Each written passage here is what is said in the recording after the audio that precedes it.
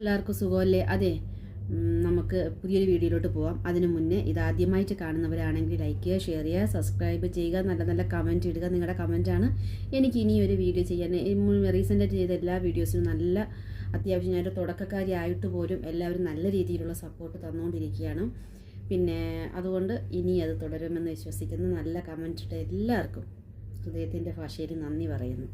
അപ്പോൾ ഞാനിപ്പോൾ പറയുന്നത് ഒന്നാമത്തെ കാര്യം, അവരുടെ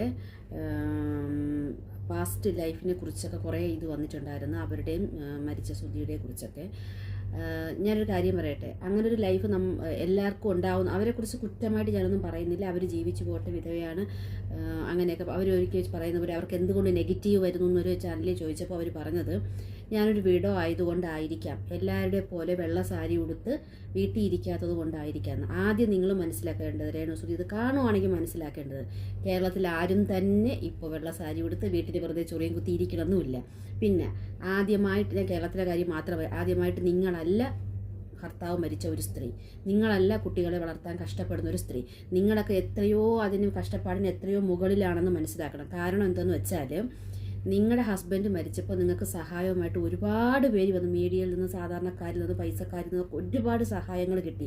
നിങ്ങൾക്ക് ഏറി കിടക്കാൻ നല്ലൊരു വീട് കിട്ടി. മൂത്ത കുട്ടിയുടെ പഠനം പൂർണ്ണമായിട്ട് ഫ്ലവേഴ്സ് ചാനൽ ഏറ്റെടുത്തു.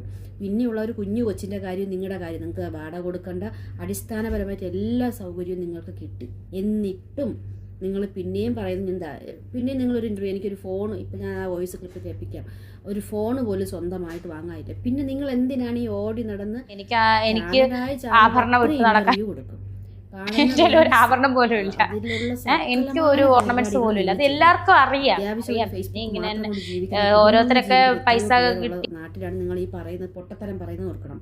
ആ കുഞ്ഞു കൊച്ചിന് പുസ്തകമോ ബുക്കോ വാങ്ങാൻ പോലും നിങ്ങളുടെ കയ്യിൽ കാശില്ല എന്ന് നിങ്ങൾ പറയുന്ന കേട്ട്. ഇതൊക്കെ എന്ത് നാണമായിട്ടുള്ള, നിങ്ങൾക്കൊരു കോമൺ സെൻസിൽ ചിന്തിക്കാൻ പറ്റും. നിങ്ങൾക്ക് ജീവിക്കാൻ വേണ്ടി ജോലിക്ക് പോകുന്നുണ്ട്, ജോലിയിൽ നിന്ന് വരുമാനം കിട്ടുന്നില്ലെങ്കിൽ പിന്നെ എന്തിനാണ് നിങ്ങൾ രാവിലെ സഞ്ചിയും തൂക്കി ബാഗും തൂക്കി ഇങ്ങനെ ലൊക്കേഷൻ എല്ലാം കയറി ഇറങ്ങുന്നത്?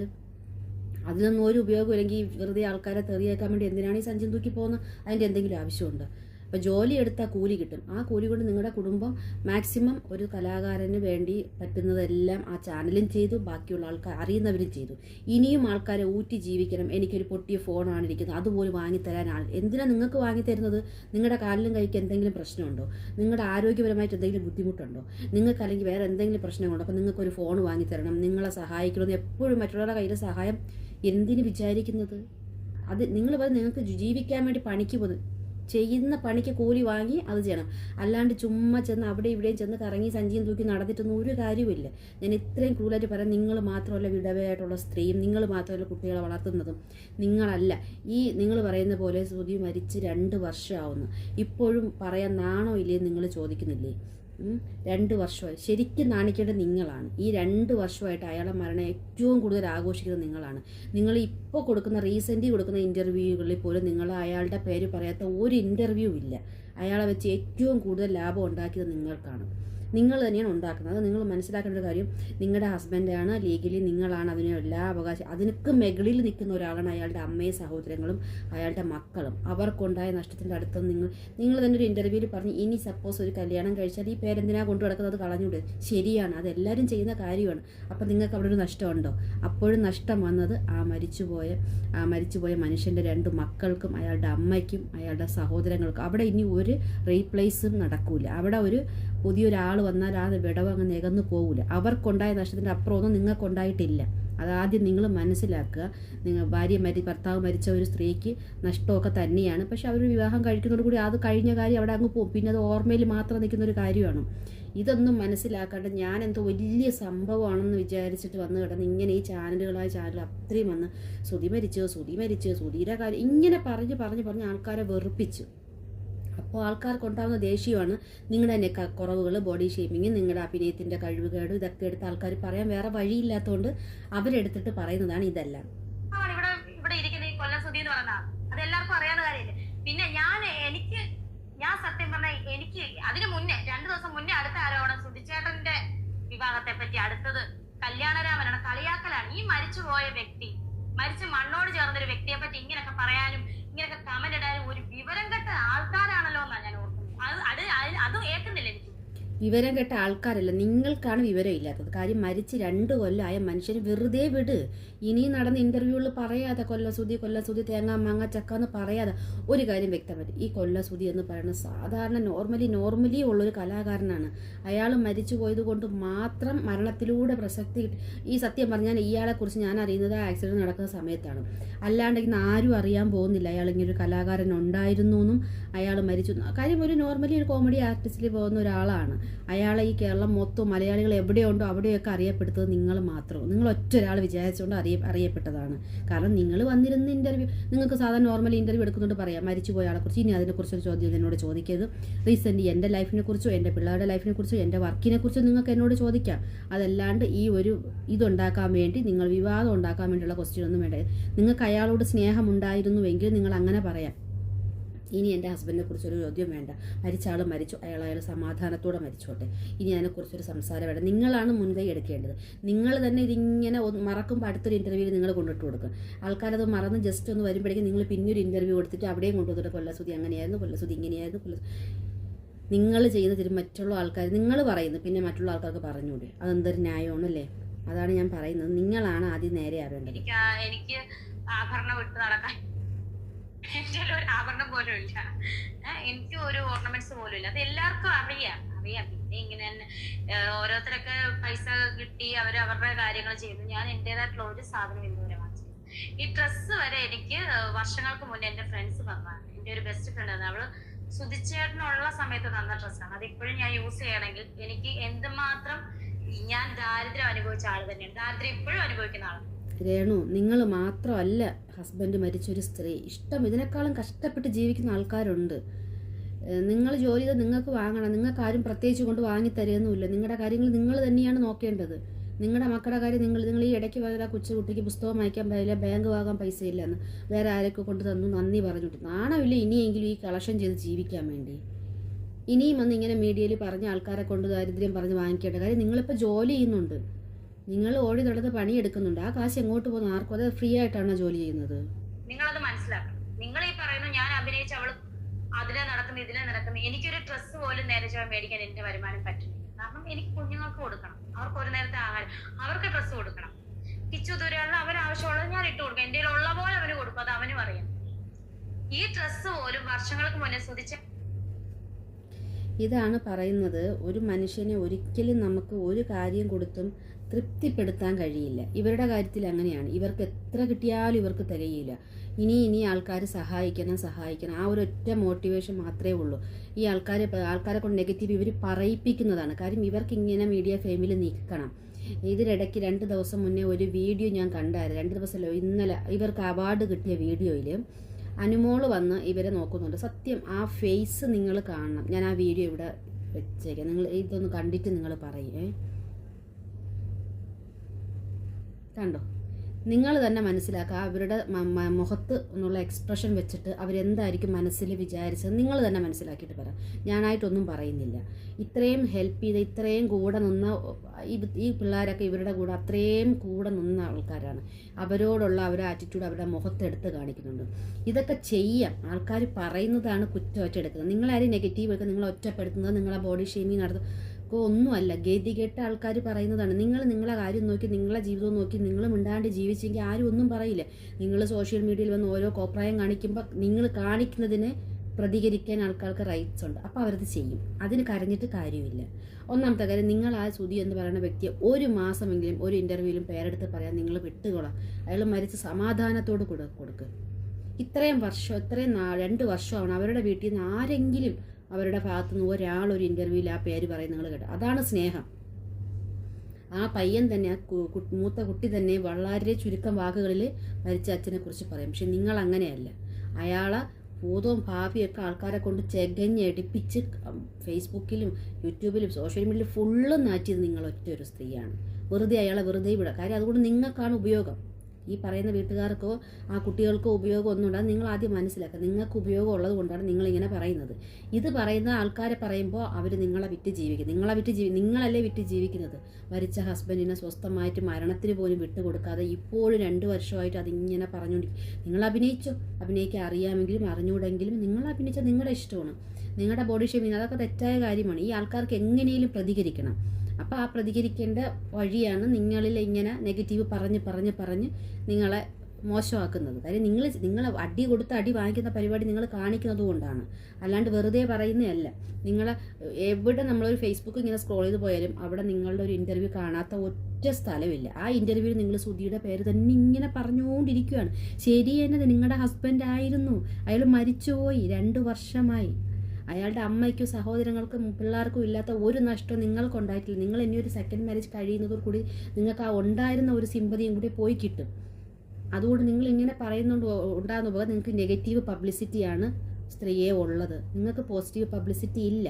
നിങ്ങൾ ചെയ്യുന്ന ആൽബമൊക്കെ റീച്ച് ആവുന്നത് നിങ്ങളുടെ നെഗറ്റീവ് പബ്ലിസിറ്റി കൊണ്ടാണ്. ആൾക്കാർക്ക് റിയാക്ട് ചെയ്യാൻ വേണ്ടി തന്നെ ഓരോരുത്തർ 10-15 പ്രാവശ്യം ആ വീഡിയോ ഇരുന്ന് കാണും, നെഗറ്റീവ് പറയാൻ വേണ്ടി മാത്രം. അതുകൊണ്ട് മാത്രം ഉണ്ടാവുന്നല്ല. നിങ്ങളുടെ കഴിവുണ്ടോ ഇല്ല അതൊക്കെ അവരവരുടെ കാര്യങ്ങളാണ്.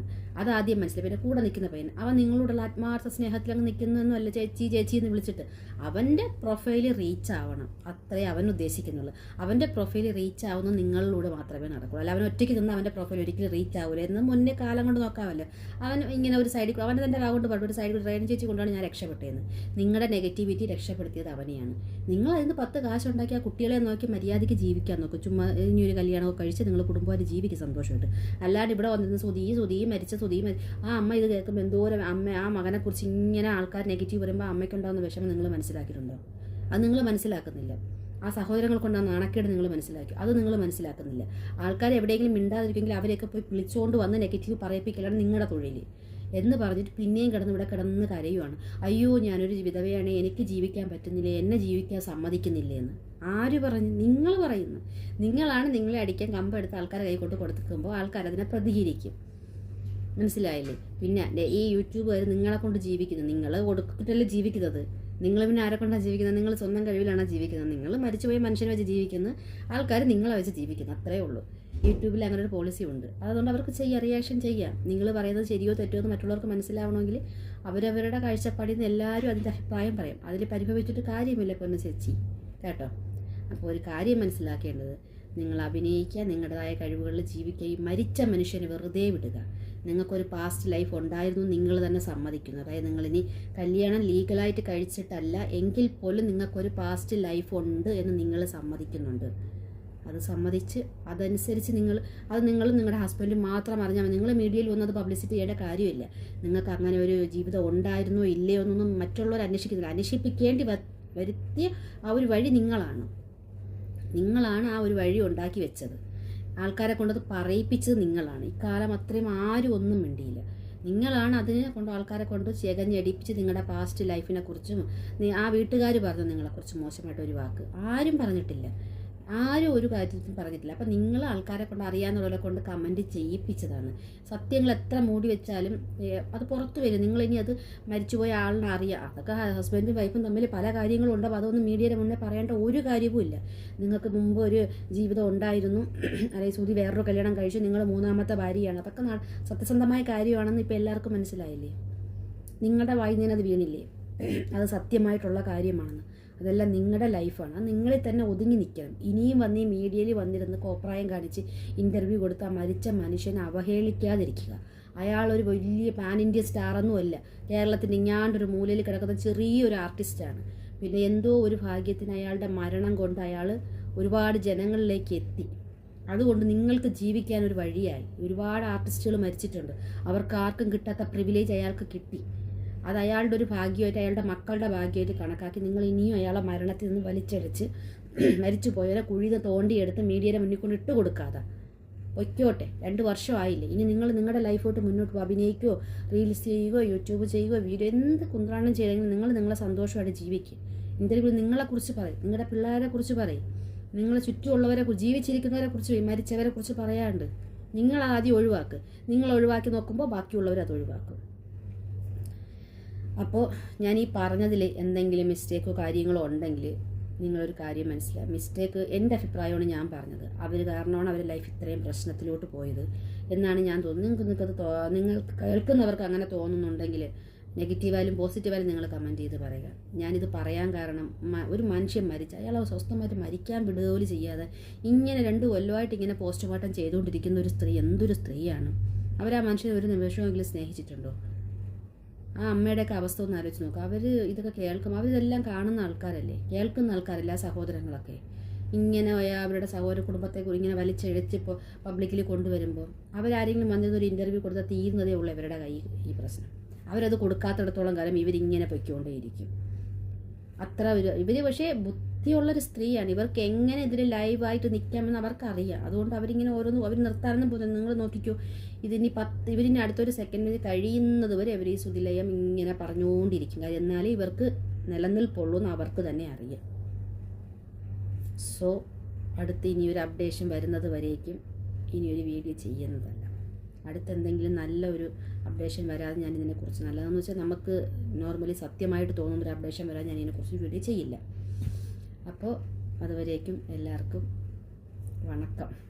അപ്പോൾ ഇതുവരെയും ഒരിക്കൽ കൂടി പറയുന്നു, ഇതുവരെയും ഈ ചാനൽ, ഇതൊരു ചെറിയ കുഞ്ഞു ചാനൽ ഞാൻ സ്റ്റാർട്ട് ചെയ്തതേ ഉള്ളൂ. നിങ്ങളാൽ കഴിയുന്ന സപ്പോർട്ട് തന്ന് എന്നെ ഹെൽപ്പ് ചെയ്യണം.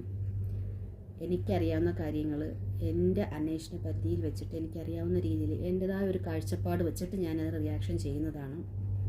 അപ്പോൾ എല്ലാവരും സഹകരിക്കുക, സപ്പോർട്ട് ചെയ്യുക, നല്ല കമൻറ്റുകൾ ഇടുക, നിങ്ങളുടെ അഭിപ്രായം പറയുക. ഇനിയും ഒരുപാട് വീഡിയോകൾ ചെയ്യണം. എനിക്കിത് എൻ്റെ അഭിപ്രായങ്ങൾ പറയാനുള്ളൊരു സ്ഥലമാണ്. നമ്മുടെ എല്ലാവരുടെയും അഭിപ്രായങ്ങൾ പറയാനുള്ളൊരു സ്ഥലം. ആരെയും വേദനിപ്പിക്കാൻ വേണ്ടിയിട്ടല്ല. സത്യസന്ധമായി ഞാൻ അവരുടെ നെഗറ്റീവായിട്ടൊന്നും അവരുടെ അഭിനയത്തെക്കുറിച്ചോ ബോഡിയെക്കുറിച്ചോ അവരുടെ യാതൊന്നിനെക്കുറിച്ചും എനിക്കൊന്നും പറയാൻ അർഹയല്ല.